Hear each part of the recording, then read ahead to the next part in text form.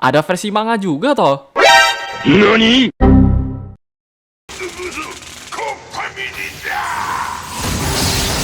Bye, have a great time.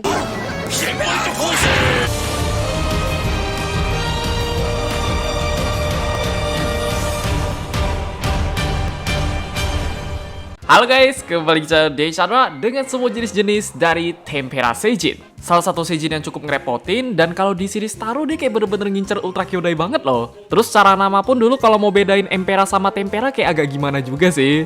Cuma beda di huruf T depan doang, Seijin baru dong. MP sama tempe nggak tuh? Walaupun sekarang kayak udah jarang dimunculin ya. Terakhir kali comeback kalau nggak salah dia di movie Ultraman Orb deh. Kayaknya memang harus nunggu UGF dulu. Jadi ini guys, semua jenis-jenis dari Tempera Seijin. Langsung aja, check it out. Yang pertama, Tempera Seijin Showa. Memulai debut di series Taro episode 33, yang mana para Seijin ini berusaha untuk membunuh Ultra Kyodai. Bahkan buat teman-teman yang nggak tahu itu Tempera Seijinnya sampai ada 2 loh. Setelah mengetahui Ultra Kyodai menuju ke bumi bertemu Taro, mereka pun segera menuju ke sana. Pas udah sampai gak pakai lama mah langsung hancurin Tokyo aja lah. Yang ternyata tugas Taro tuh cuma sekedar mancing Tempera Seijin doang ya guys. Pas bolak-balik berubah, ujung-ujungnya kalah mulu tuh.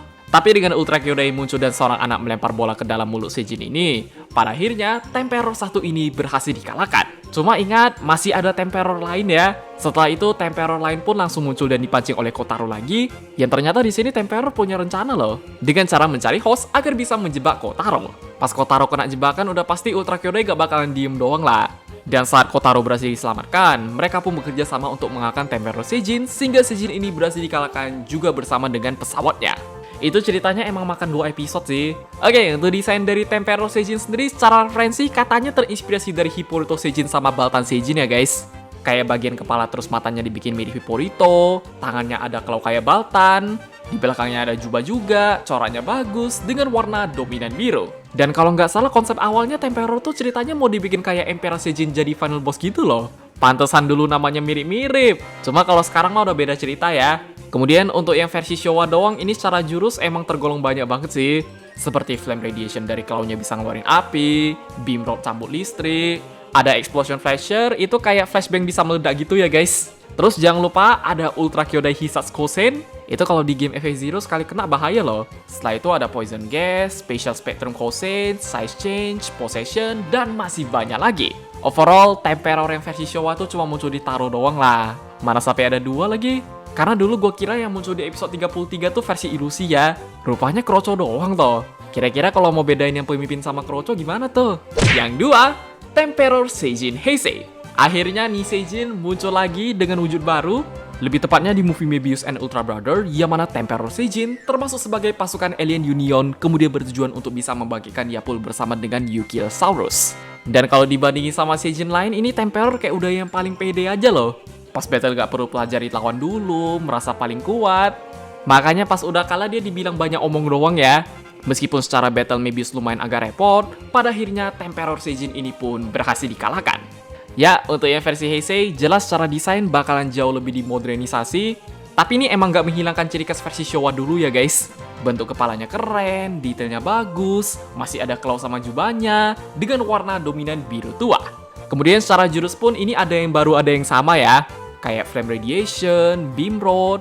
Kalau yang jurus baru seingat gue 2 doang deh. Seperti Claw Shoot Firing bisa mengeluarkan tembakan kecil dari claw-nya. Dan terakhir, Tempera Dead Hit. Sebuah kosen petir dari claw-nya yang dengan mudahnya bisa di-counter oleh Mebius. Ngiranya yang versi Heisei itu masih pakai yang Ultra Kyodai Hisatsu Kosen loh. Rupanya nih jurusnya beda lagi sih. Jadi di movie Mebius dia kayak bentaran doang ya guys. Kalaupun hidup sampai ending, ujung-ujungnya bakalan dibunuh sama Yapul tuh. Cuma dijadiin alat doang dong. Yang 3, Temperor Seijin Villainius. Adalah Temperor Seijin yang muncul di Ultra Zero Fight dan termasuk dalam Darkness 5 untuk bisa menghidupkan kembali Belial. Selain dia sempat battle lawan Zero sama Jan Kyodai, dia juga mempunyai partner yaitu Tyrant. Meskipun at the end ini nasib dari Darkness 5 gak tahu gimana lagi sih. Soalnya mereka pas dijadiin cameo di JIT terutama Omega Armageddon kayak langsung puff gitu. Kira-kira mereka masih hidup atau udah mati?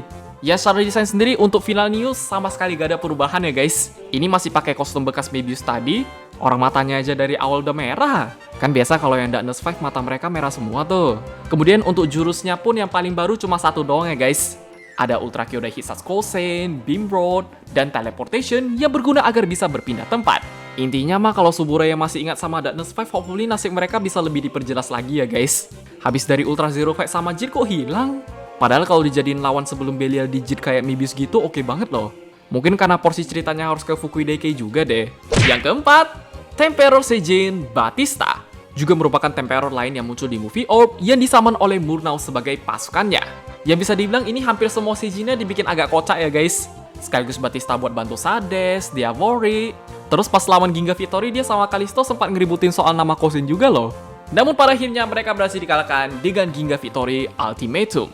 Ya, untuk desain lagi-lagi ini Batista kostumnya masih sama ya. Jadi emang gak ada perubahan. Kemudian jurusnya pun yang paling baru cuma dikit sih. Contoh nih Flame Radiation ada variasi baru. Bisa dipakai buat tembakan panjang sama tembakan kecil gak tuh? Terus ada Tempori Himpera Kosen. Sebuah Kosen gabungan Batista dan Kalisto yang secara nama emang ngasal banget ya guys. Karena soal nama aja ribut jadinya gitu dah. Mereka mau pakai jurus baru mah kalah juga. Yang kelima, Temperor Seijin Manga. Adalah Temperor lain yang jarang diketahui. Karena kalau di anime Ultraman Netflix emang gak dimunculin sih. Dia cuma ada di manga doang ya. Mana manganya sampai sekarang masih ongoing lagi. Jadi cerita di manga sama anime pasti dibikin beda lah. Yang mana nih Temperor kalau kita bandingin sama yang series ini yang manga karakternya bahaya bener loh. Sadis banget cok. Menjadi penyebab utama kehancuran planet M78 dan berhasil mengalahkan semua Ultra Suit juga bersama dengan Bemular. Anjir, itu kepala Bemular sampai dibikin pecah gitu dong.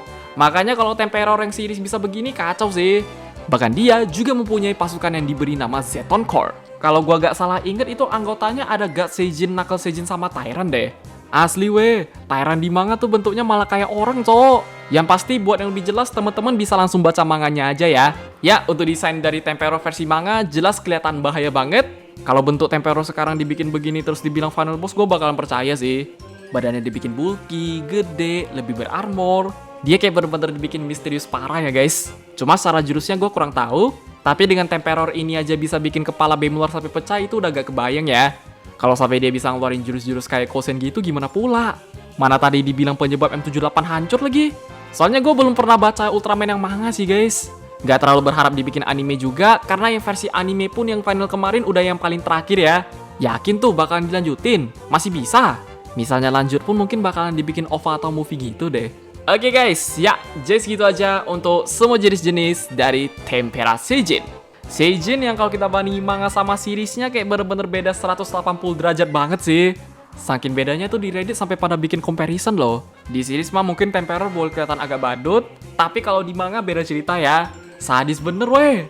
Sumpah, kalau sampai di series bisa gitu literally jadi calon final boss ya guys. Paling segitu aja. Kalau lu pada punya pendapat tambahan atau yang lain bisa komen di bawah. Jangan lupa like, share, subscribe, dan sampai jumpa di video jenis-jenis Kaiju Seijin Ultraman yang lainnya. Bye bye.